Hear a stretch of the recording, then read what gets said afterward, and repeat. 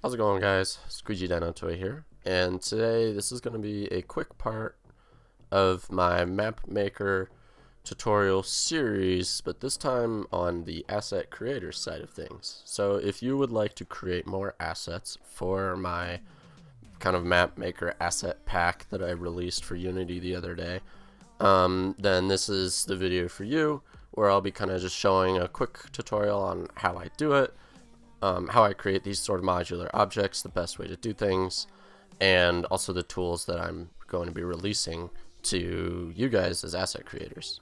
So if we take a look here, it's the wrong folder. I'll be releasing this asset creators bundle pack. So you should already download the map creator file for Unity, as I have it here.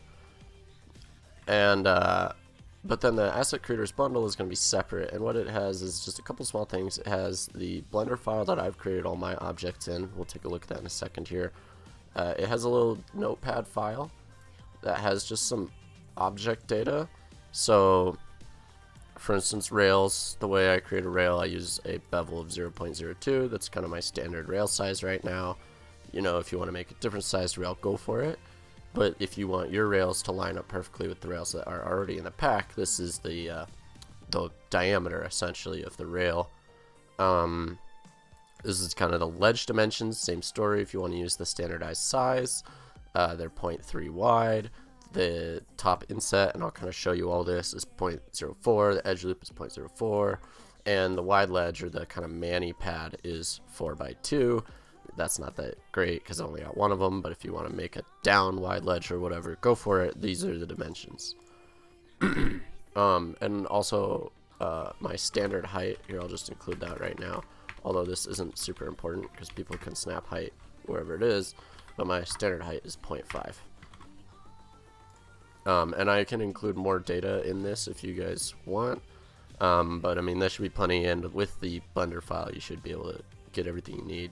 Then I have my trim sheets here. The building, city, and factory are releasing with the initial build.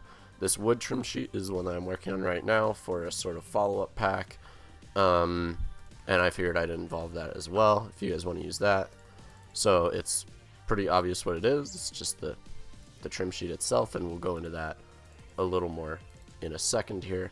And then if you want to make your own trim sheets, we'll just go ahead and open this up. I'm not going to make a full tutorial on creating trim sheets because that's just there's way better documentation on that online. But this is the trim sheet kind of base plane that I use. So it's got this kind of bottom plane, a middle plane, yada yada yada. I'll fix these annotations to make them make actual sense. This was just for what I was working on last night, but you can use this to create your trim sheets that align perfectly with my trim sheets. All it is it's a 4x4 plane split in half, that's split in half, and then split that in half, and then split that in half, and then split that in half. So edge loop, edge loop, edge loop, and then edge loop, edge loop, and then edge loop, yada yada yada. You get it. I'm not going to go into how to create a trim sheet, but this is the base you need to create your own trim sheets if that is something that you're interested in doing, and I will make these annotations more clear when I release this. So let's go ahead and we can open, I shouldn't, whatever. There we go. We'll open our objects blend, and this is sort of the blend file that I have used to create all of my materials, and I've broken all of them because I'm not that bright. Okay, so I've gone ahead and fixed all of those not finding their textures, but you know, this is pretty self-explanatory. These are the building models. These are some stuff that I'm working on right now that'll be coming out in this future asset pack. But it's all pretty standard stuff. These are the pads. You can kind of find your way around. This is kind of an unreleased asset that I scrapped because it was the wrong dimensions. This is another one. So yeah, but let's go ahead and I'll demonstrate how I would make a quick ledge. I'll just make a quick ledge for you guys. and then I'll make a quick rail, and then I'll export both of those to Unity, and we'll kind of take a look at it, and then you can sort of just use the rest of these as a reference. We'll start with a ledge, and I might not even do a rail, but we'll do both, I guess. So for starters, my ledges are 0.3 wide, so we can just go ahead and take our X and make that 0.3. That's kind of my standard ledge width right now. And then everything I use, for the time being at least, is 4 meters long. That's sort of the standard length I've adopted for a medium. I recommend basing everything off of integers so that it snaps better with the Pro Grid. I kind of regret not making this 0.5, but it's fine. But I recommend working in integers as much as possible when you can. So the next thing is we'll make it 0.5 tall, as that's sort of the standard height I've been using. And then this is where the edge loop and insets come into play. So my edge loop, I'll move it all the way to the top, and then I'll move it down 0.04, because that's what I have specified in this notepad here. That's the edge loop, 0.04, and the top inset is exactly what you would guess. All of my features sort of have this, let's find a good ledge. They have these runners, the coping, essentially, and on all my features I have the coping set to 0.04 in set, and that makes a nice squared off looking coping look. So the way I've been doing that is we'll go ahead and just do one over here, whoops, and then one over here,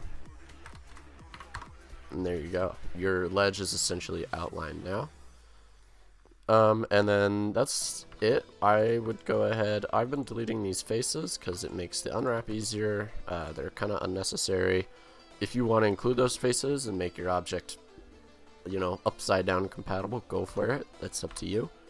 But now I'm just going to go into quickly UV unwrapping this. So I want to unwrap everything that's going to be a different texture essentially. So we're going to take all that, unwrap, or nope, that's what I meant to do. We're going to mark seam. So anywhere that there would be sort of like a, I'm not going to try and explain, I'm not going to attempt to explain a full UV unwrapping process to you guys, simply because I'm still not that knowledgeable on the topic. So me trying to teach you how to unwrap would be a waste of time for everybody. But essentially, mark your seams where you want different materials to function, and like anywhere that there's like a hard 90 like this, where like this is a good important unwrap. These two are pretty key, but for instance this one I don't need to. You just think of UV unwrapping as like trying to cut it apart with scissors in a way that you can lay it flat on a table. Is the only way that's ever made sense in my head of how to explain it. But for instance, like even though there's these edge loops here, I don't want this, I do want this to be one solid material, so I want it to unwrap as one. I want this to unwrap as a material. These I could put a seam on this edge, but I'm not going to because it's simply not important. And I want them to be the same material. This will be the same material as these, but anyway, here, so we'll just unwrap it. It'll make a lot more sense. So we'll add a new we'll go to our UV editing window. Here we go. Okay, so as you can see, I have a live UV unwrap, but you can press U, unwrap. I recommend having live unwrap enabled so that you can kind of like, if I were to add this seam here, you can see how it changes the unwrap, right? And it creates a seam there and separates that as an extra face. And then the next thing I'm going to do is I'm going to come up here and my preview image, I'm going to make the, there we go. I will fix that. I'll make it the color of the trim. I use the factory as my default for everything. It's a pretty good looking trim. It's the first one I made. It's fine. I recommend also using that as your default. So here's our grinds. This is where our grindable surfaces are. This is a metal. This is another kind of metal, but this has the rivets in it. This has rivets in it. I kind of hate this panel, but I hardly ever use it, but it's fine. This is like your concrete tile trim.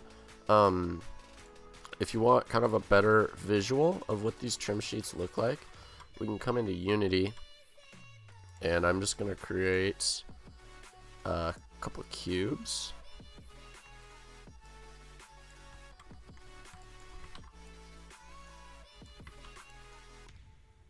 And then we'll come over here to my styles. Whoops, I'm an idiot. It's in here.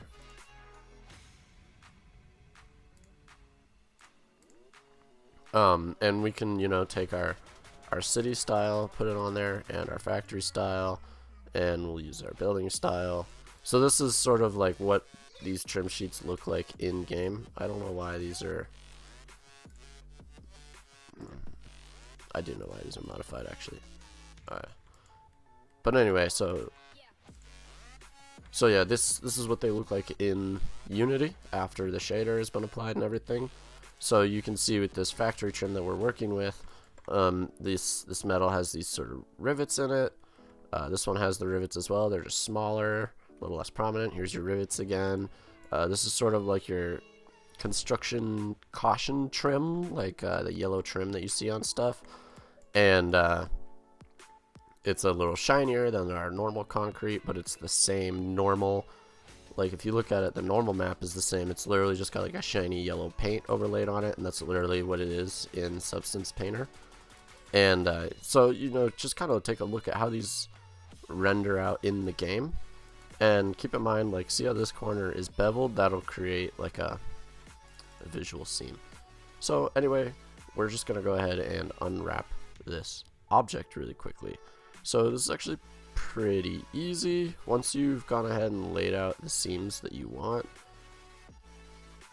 So for instance, I want these two faces to be down here, so I'll just grab this, I'll rotate this one by 90, and I will snap it to this other one, and then we're going to plop it down here in this corner, and we're going to go not medium point, my apologies, we're going to go 2D cursor. We're going to scale this out until there we go. So basically, like, since I know that these edges have a bevel built into the trim sheet, I'm going to use that to my advantage so that I don't have to actually bevel the corner of my model. It'll just look beveled by default with the trim sheet. And we can go ahead and apply the material we're working with to our object. And then we need to view it in the shaded view. There we go. So you can kind of see what that's done. It's gone ahead and taken these side panels and applied this texture to them. And I'm going to go ahead and just sort of go through and unwrap this object. So for instance, if I were to add a new seam, let's say after I do want to add a seam here, it'll move all my stuff around because it'll re-unwrap it, but I don't want these sides to move, right? So I can click both these sides, right click over here, and I can pin them. So now if I do add a new seam, or I do just like, I'm gonna start over, those won't go anywhere. Everything else will move, but those will not. And then if I do want to move those around, I still can manually, if that makes sense. Like I can still grab that and move it. It just won't be affected by automatic UV actions. So I'm just going to go ahead and do these side panels or these front facing panels really quickly. So one thing I kind of forgot to do before I unwrapped was apply my transforms, and that actually has boned me a little bit, so never forget to apply your transforms, because that shit actually really matters. And I'm gonna go ahead and unpin these sides, and we're gonna start over. So always remember, to apply your transforms, and that looks a bit, oh god, it's hideous, but it is actually what it's supposed to look like. There we go. I'm gonna use the angle based method just because it looks a little better to me, and I like to have a little bit of a margin. 0.01 is a pretty good margin. It just makes it a little easier to select stuff without over selecting. It makes unwrapping far easier, and it doesn't actually affect you that much negatively. So I'm gonna see, this is a lot easier now. I don't have to rotate these. I can just grab it, scale it up. There we go. The texture doesn't look all scratched this time. And you know, you can kind of do whatever you want with this. So the way I've got set up right now, we've got kind of these 3 large bricks.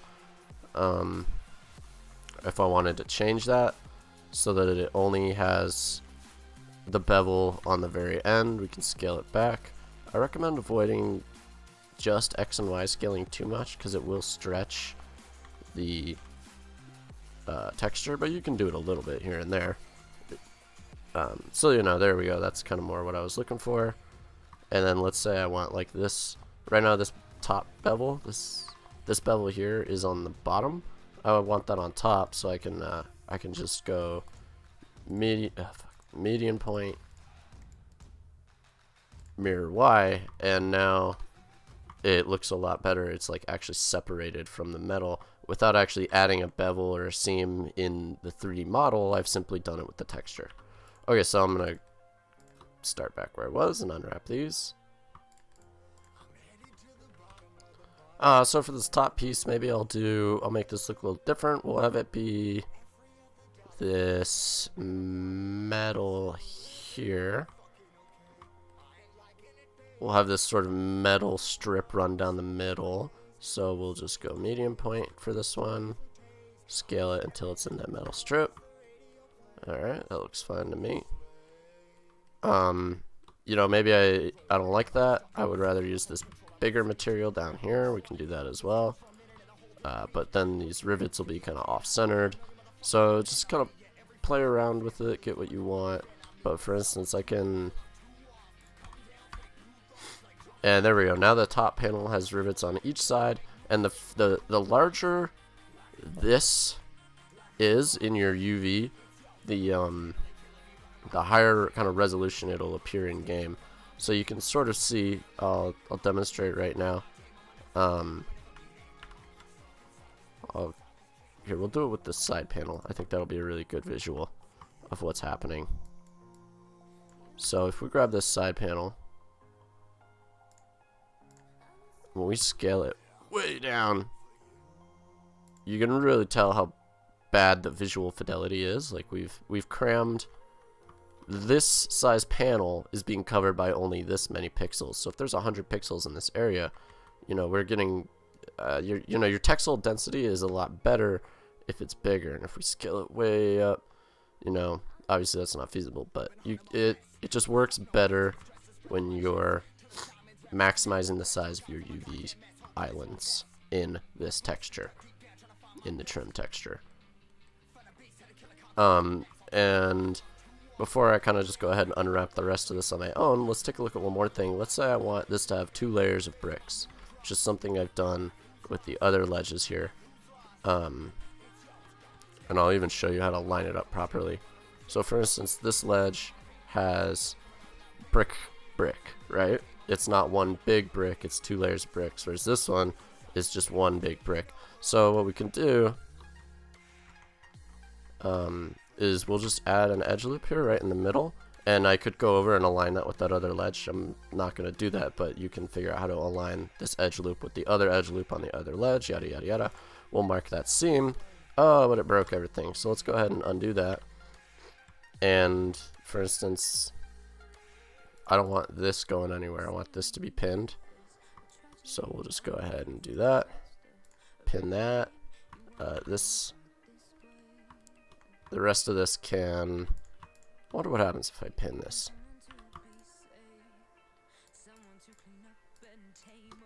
I think I do want this pinned, because then I can move it afterwards and it will still be in relatively the same area. So we're going to select all that.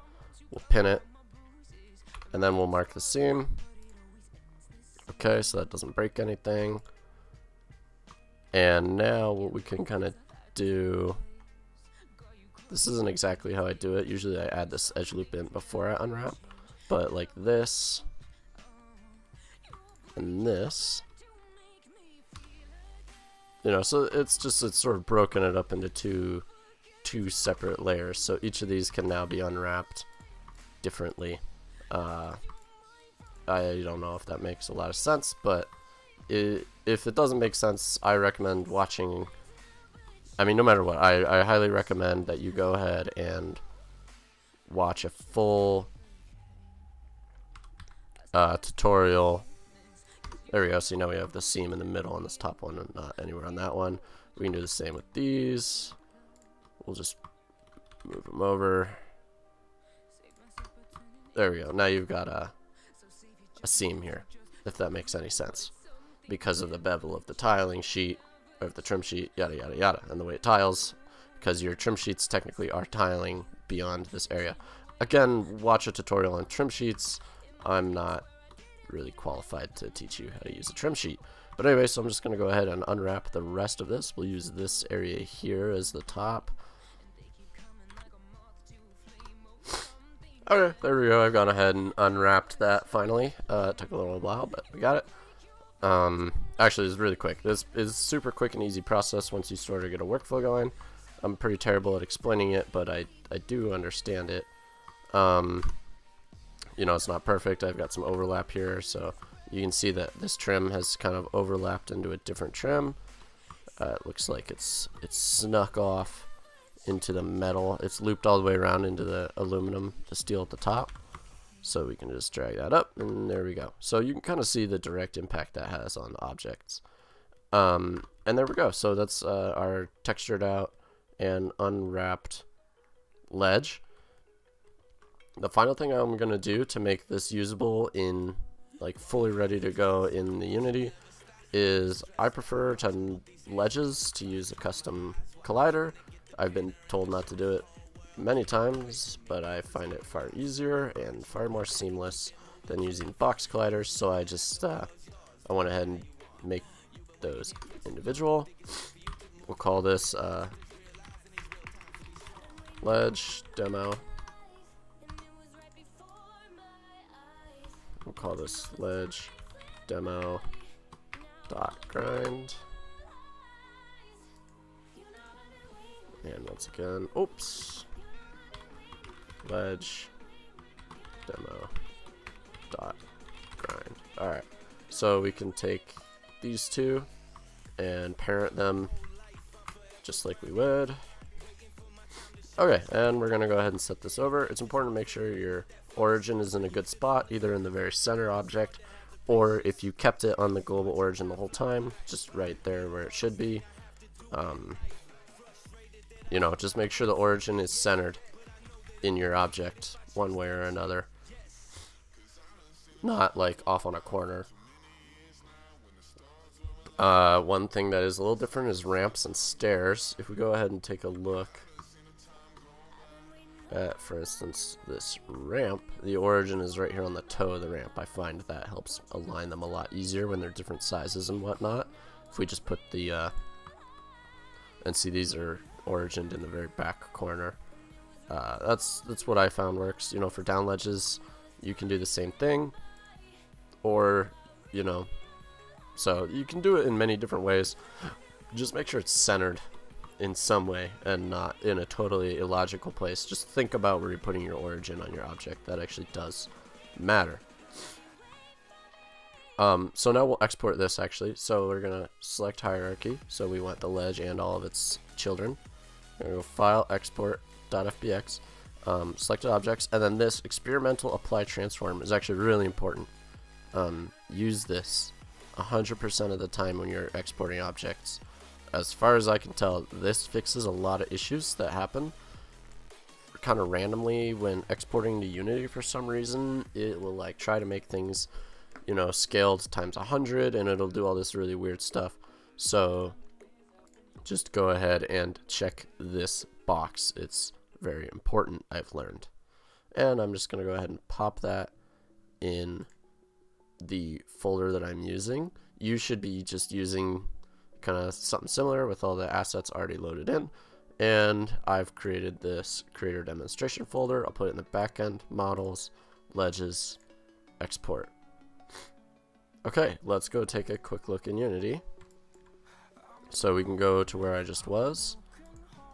Models, ledges, here's that ledge. And as you can see, the scale is 1:1:1. Everything looks good. Sometimes you'll get, like, if you don't use that experimental tab, you'll get like times 100 scale stuff. This fixes that problem. So I'm gonna go ahead and just set this up like I would with any other feature. We'll add our mesh colliders to these grinds. You could do them with box colliders as well. The one issue there is with box colliders, you can get, like, it creates the face here, and that can cause, if you're linking grinds together, that can cause an issue with hitching, which I dislike, so we're not going to deal with that. And then go ahead and grab the factory style, plop it on there, and there you go. You can see our unwrap worked pretty much perfectly. You know, I would go back and maybe fix this bevel being misaligned, but you know, this is all really simple small stuff that is easy to fix. So for the most part, that's fine for this tutorial demonstration. I'm not going to actually use this as a final product. I don't need to. And then we're going to go ahead and create our grind objects. So they need to be concrete, they need to be grindable, they need to have a spline computer. We can go ahead and just plop. Fuck you. I hate that these overlay, and I have not found out a way to fix it, although I have looked.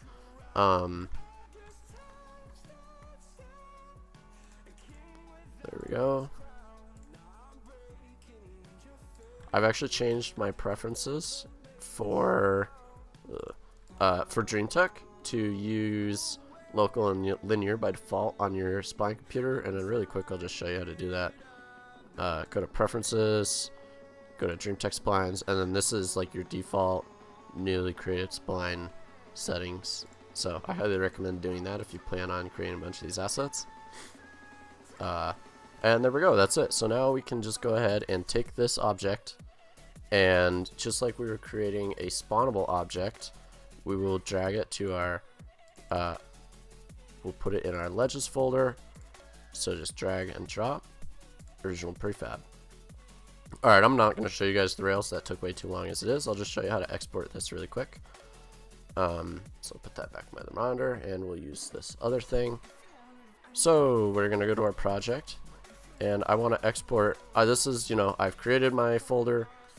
Any required assets beyond what's in the default asset pack is included. Maybe I added a new trim texture, I would include that in a folder here. Anything that this requires to function needs to be in this folder here. But of course the texture and everything is already based on the default loadout. If you want your thing to be used standalone without my map creator pack, you can just copy these trim sheets over, do your thing, whatever you want. But you know, really quickly I'll demonstrate that this now works with all of these trim sheets, even the building one technically. But yeah, so it works perfectly. So we're going to come to this folder, we're going to right click on this folder, we're going to go export package, it'll load, and then we're just going to go ahead and select none, and then we're just going to select the creator demonstration folder. This is the folder I made. There's nothing in the Rails folder, which is why I'm getting a dash here, so it won't export the Rails folder. And then I can just hit export. I can choose where I want to export it to. We'll just put it on my desktop because I'm going to delete this, and we will call this creator demo. Export, and there it is. Now this Unity package is ready to go, and I can literally drag and drop that into, you know, and now anybody, you can literally just upload this, this file right here. This is all you need to upload, and people can drag and drop straight into their assets folder, and it will load your objects in preset with everything that you put on them, with everything that they need to function. Okay, thanks for watching, guys. Let me know if there's other stuff you want me to cover. If you really want me to do a trim sheets tutorial, I can. I would rather not, simply because I'm just not good enough to do it. But if you want me to, I can try. But there are better tutorials, and I can actually link to some of those better tutorials after this video is done. So, alright, cool. Thanks for watching, guys. Let me know what else you want to see in the future. Hopefully this helped. Sorry this was the rambliest tutorial I've ever done, but I figured if you're watching this, you already kind of know what you're doing, and I don't need to hold your hand through the whole process. Okay, thanks for watching. Bye.